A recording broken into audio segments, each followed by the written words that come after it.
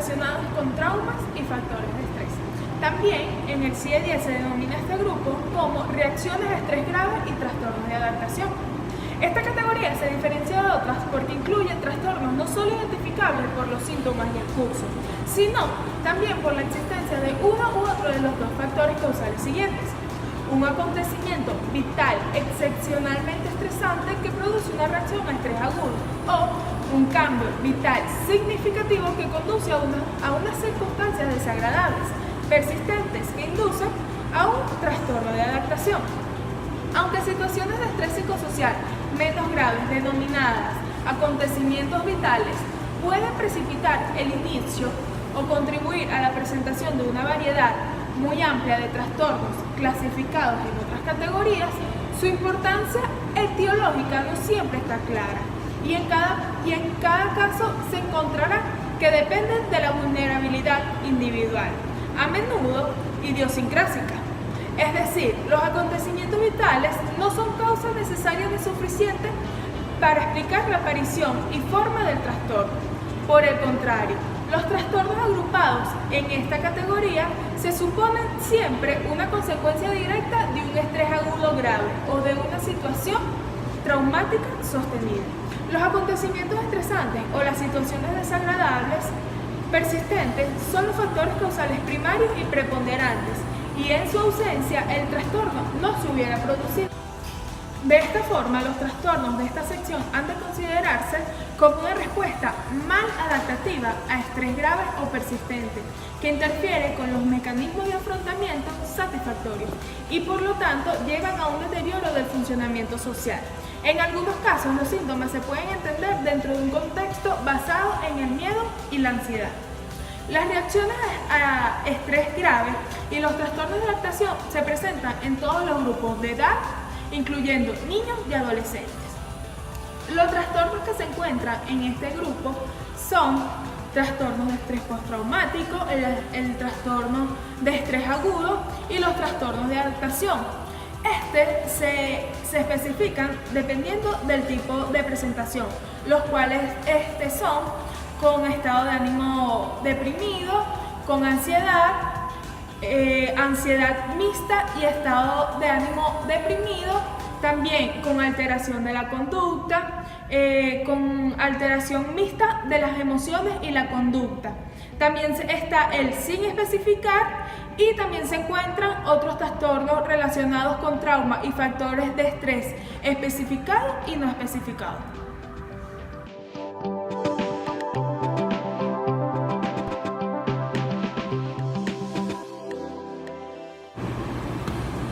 Para los criterios diagnósticos de este trastorno tenemos el criterio A, exposición a la muerte, lesión grave o violenta sexual, ya sea real o amenaza, en una o más de las formas siguientes: experiencia directa del suceso traumático, presencia directa del suceso ocurrido a otros, conocimiento de que el suceso traumático ha ocurrido a un familiar próximo o a un amigo íntimo.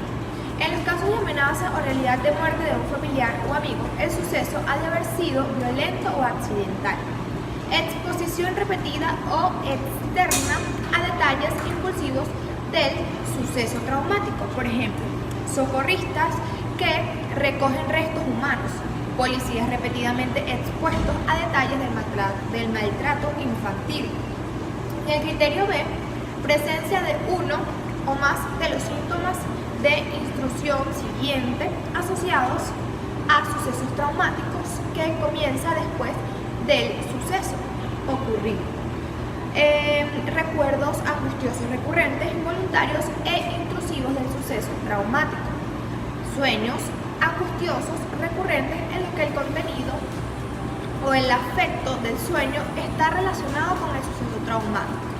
Reacciones disociativas, por ejemplo, escenas introspectivas en las que el sujeto siente o actúa como él se repetirá el suceso traumático. Estas reacciones se pueden producir de forma continua o la expresión más externa es una pérdida completa de la conciencia del entorno presente, malestar psicológico interno o prolongado al exponerse a factores internos o externos que simbolizan o se parecen a los efectos del suceso traumático. reacciones fisiológicas intensas a factores internos o externos que simbolizan o se aparecen a un aspecto del suceso traumático. En el criterio C, evitación persistente de estímulos asociados al suceso traumático que comienza tras el suceso, que pone de manifiesto por una o las dos características siguientes. 1. Evitación o refuerzos para evitar recuerdos, pensamientos o sentimientos angustiosos acerca o estrechamente asociados al suceso traumático. 2. Evitación o esfuerzos para evitar recordatorios externos, personas, lugares, conversatorios, actividades, objetos, situaciones que despiertan recuerdos, pensamientos o sentimientos angustiosos acerca o estrechamente asociados al suceso traumático. En el criterio de alteraciones negativas cognitivas y del estado de ánimo asociadas al suceso traumático, que comienzan o empeoran después del suceso ocurrido, como se pone de manifiesto por dos o más de las características siguientes. 1. Incapacidad de recordar un aspecto importante del suceso traumático debido típicamente a una amnesia disociativa y no a otros factores como una lesión cerebral, alcohol, drogas. 2. Creencias o expectativas negativas persistentes y exageradas sobre uno mismo, los demás o el mundo. Por ejemplo, estoy mal, no puedo confiar en nadie, en el mundo es muy peligroso, tengo los nervios destrozados. En el 3, percepción distorsionada persistente de la causa o las consecuencias del suceso traumático, que hace que el individuo se cuide a sí mismo o a los demás.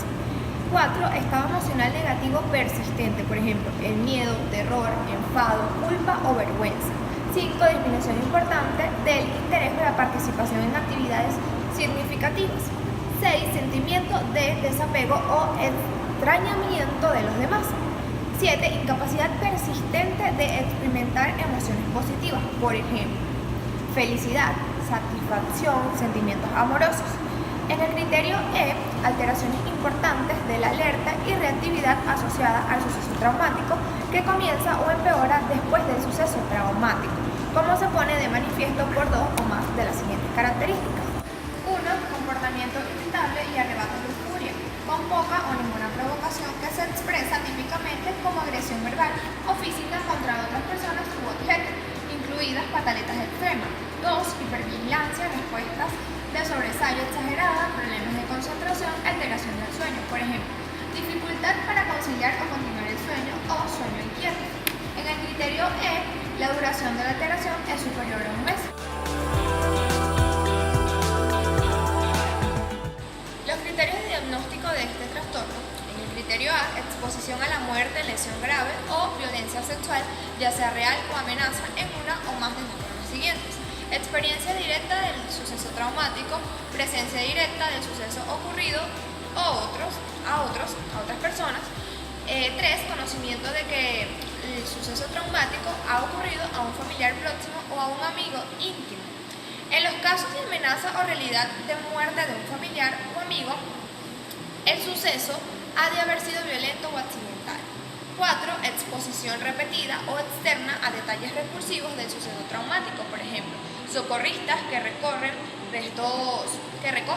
restos humanos, policías repetidamente expuestos a detalles del maltrato infantil. En el criterio B se encuentra presencia de 9 o más de los síntomas siguientes de alguna de las 5 categorías de intrusión: estado de ánimo negativo, disociación, evitación y alerta que comienza o empeora después del suceso traumático.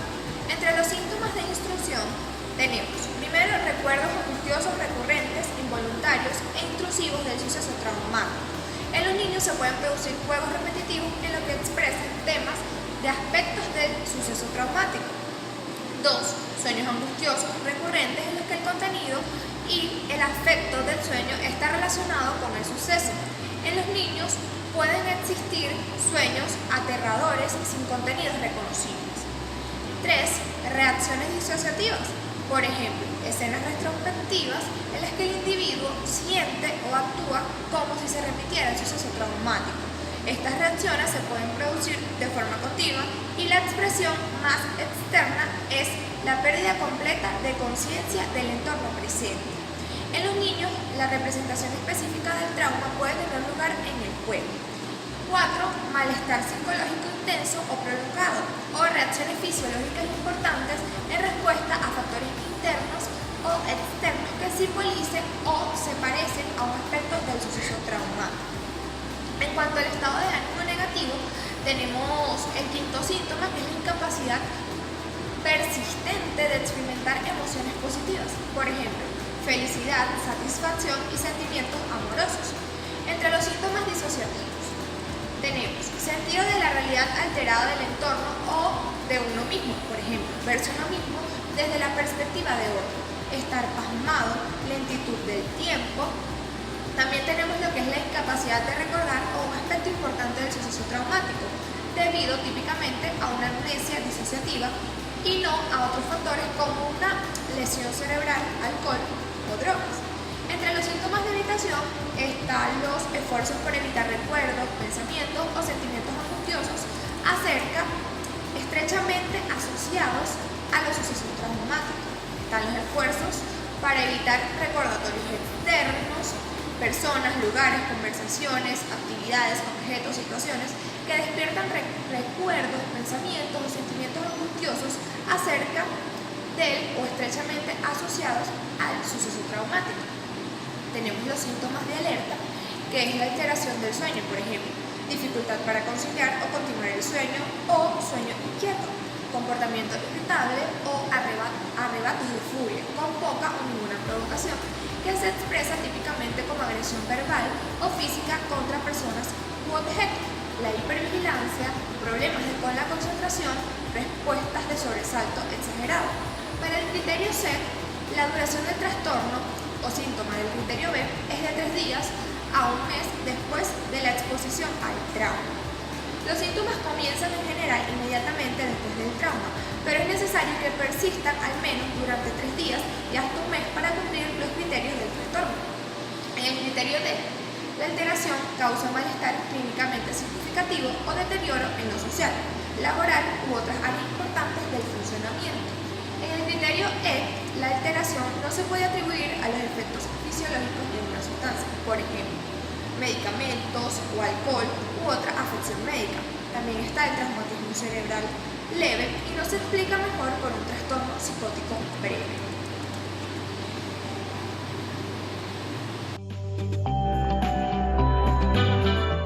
En los criterios de diagnósticos de este trastorno está el criterio de desarrollo de síntomas emocionales o del comportamiento en respuesta a un factor o factores de estrés identificables que se producen en los 3 meses siguientes al inicio del factor de estrés.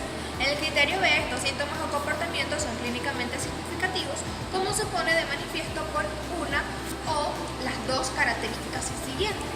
En el primero, malestar intenso, desproporcionado o gravedad o intensidad del factor de estrés, teniendo en cuenta el contexto externo y los factores culturales que podrían influir en la gravedad y presentación de los síntomas.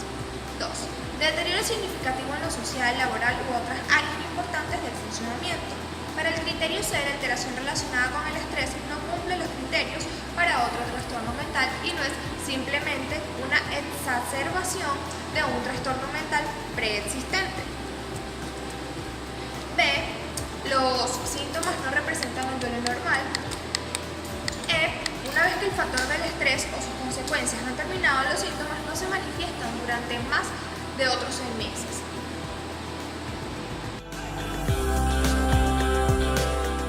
Comorbilidad de los trastornos relacionados con traumas y factores de estrés. La comorbilidad de los trastornos relacionados con traumas y factores de estrés están asociados a trastornos depresivos mayores, trastornos por déficit de atención, retraso cognitivo del lenguaje y estereotipos. La comorbilidad que existe con el trastorno depresivo mayor. Aproximadamente la mitad de personas con trastornos de estrés postraumáticos también sufre trastorno depresivo mayor, ya que la presencia de un trastorno puede ser un factor de riesgo para la aparición de otro, por lo general en personas que han sido víctimas de violencia. Científicos han demostrado que existe una alta tasa de comorbilidad entre el trastorno de estrés postraumático y trastorno depresivo mayor, con una prevalencia del 25% del sexo femenino, 48% en una muestra de ambos sexos y 68% en una muestra de hombres. La comorbilidad entre el trastorno de estrés postraumático y trastorno depresivo mayor podría ser entendida a partir de la coexistencia del estado de ánimo depresivo que en el caso del trastorno de estrés postraumático se asocia a síntomas de angustia no específica, evidenciándote este como un posible indicador de comorbilidad sintomatológica. La comorbilidad que existe con la discapacidad intelectual. El trastorno de apego reactivo puede tener afecciones asociadas con el abandono, conjuntamente en el trastorno de vinculación reactiva, entre las que están los retrasos cognitivos, los retrasos del lenguaje y las estereotipias. Algunas afecciones médicas, tales como la desnutrición severa, pueden acompañar a los signos de la enfermedad. Los síntomas depresivos también pueden coexistir en el trastorno de apego reactivo. Los niños con discapacidad intelectual deben exhibir las habilidades sociales y emocionales comparables a sus habilidades cognitivas y no muestran la profunda reducción del afecto positivo ni las dificultades de regulación emocional evidentes en los niños con trastorno de apego reactivo.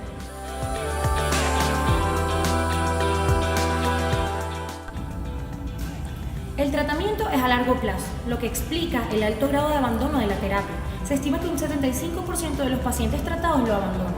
La terapia se basa en una combinación de fármacos y psicoterapia. Los fármacos empleados se dirigen a tratar los diversos síntomas del síndrome.